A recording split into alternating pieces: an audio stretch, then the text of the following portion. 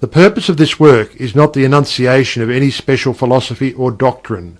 but rather is to give to the students a statement of the truth that will serve to reconcile the many bits of occult knowledge that they may have acquired, but which are apparently opposed to each other, and which often serve to discourage and disgust the beginner in the study. Our intent is not to erect a new temple of knowledge, but rather to place in the hands of the student a master key with which he may open the many inner doors in the temple of mystery through the main portals he has already entered.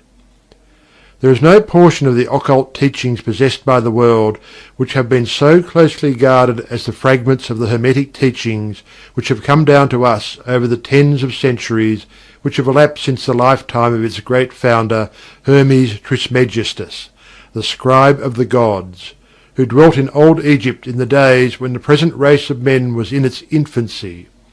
Contemporary with Abraham, and, if the legends be true, an instructor of that venerable sage, Hermes was, and is, the great central sun of occultism, whose rays have served to illumine the countless teachings which have been promulgated since his time.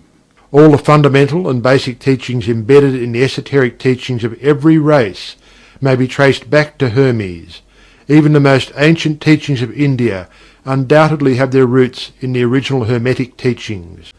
The life work of Hermes seems to have been in the direction of planting the great seed truth, which has grown and blossomed in so many strange forms, rather than to establish a school of philosophy which would dominate the world's thought. But, nevertheless, the original truths taught by him have been kept intact in their original purity by a few men in each age,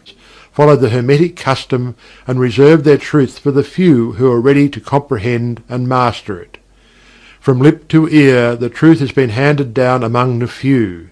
There have always been a few initiates in each generation, in the various lands of the earth, who kept alive the sacred flame of the Hermetic teachings when the light of truth grew dim. These men have never sought popular approval, nor numbers of followers. They are indifferent to these things, for they know how few there are in each generation who are ready for the truth, or who would recognize it if it were presented to them. They reserve their pearls of wisdom for the few elect, who recognize their value, and who wear them in their crowns. These men have never forgotten or overlooked the original teachings of Hermes, regarding the passing on of the words of truth to those ready to receive it, which teaching is stated in the Kybalion as follows: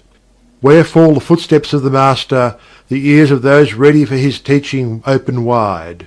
And again, "When the ears of the student are ready to hear, then cometh the lips to fill them with wisdom."